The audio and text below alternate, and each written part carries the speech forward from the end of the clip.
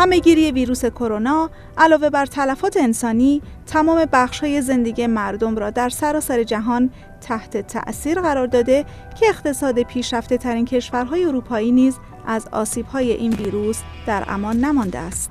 مرکز آمار اروپا متوسط رشد اقتصادی 27 کشور عضو اتحادیه اروپا را در دومین فصل سال 2020 منفی 11.7% اعلام کرد که پایین‌ترین رشد اقتصادی این اتحادیه از زمان تأسیس آن میباشد. از آغاز همه‌گیری ویروس کرونا در انگلیس، هزاران شرکت ورشکسته و صدها هزار نفر تاکنون شغل خود را از دست دادند. تازه‌ترین مورد اعلام تعطیلی یک کارخانه شرکت معروف هواپیماسازی به نام رویز رویس تا 2022 است که کاهش هزینه ناشی از اخراج بیش از 9000 نفر از کارکنان آن نیز نتوانست مشکل این کارخانه را حل کند. بر همین اساس سازمان همکاری و توسعه اقتصادی که متشکل از 35 کشور صنعتی جهان است، در جدیدترین گزارش خود اعلام کرد در حالی که متوسط کاهش تولید ناخالص ملی در کشورهای عضو این سازمان در این دوره 9.8% است، انگلیس 24% از تولید ناخالص ملی خود را از دست داده است.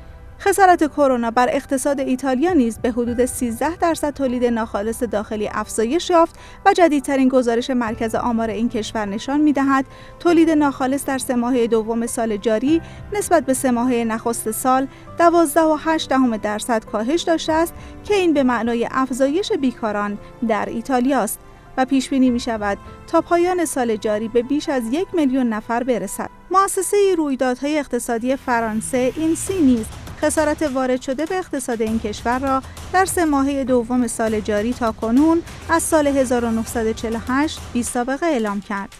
کرونا اقتصاد بزرگ اروپا یعنی آلمان را نیز تحت تأثیر قرار داد.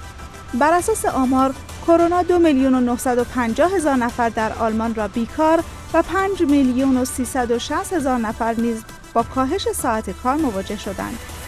کرونا 38 میلیارد یورو به بخش گردشگری آلمان خسارت وارد کرد و 87% فعالیت‌های صنعت هواپیمایی را متوقف کرد. پیتر آلتمایر وزیر اقتصاد آلمان گفت: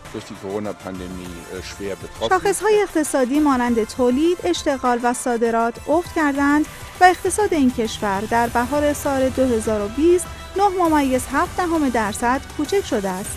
کاهش تولید ناخالص داخلی آلمان رکودی بی سابقه در 50 سال اخیر به جا گذاشته است.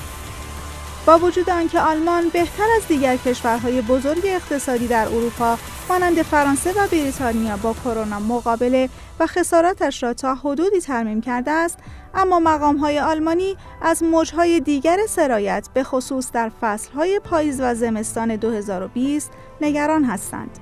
تلفات انسانی، بیکاری فزاینده، تعطیلی کارخانه‌ها و رکود گردشگری و دیگر مشکلات اقتصادی نتیجه همه‌گیری کرونا در جهان است و اکنون شاخص‌های رشد در اقتصاد به امواج غیرقابل پیش‌بینی کرونا بستگی دارد.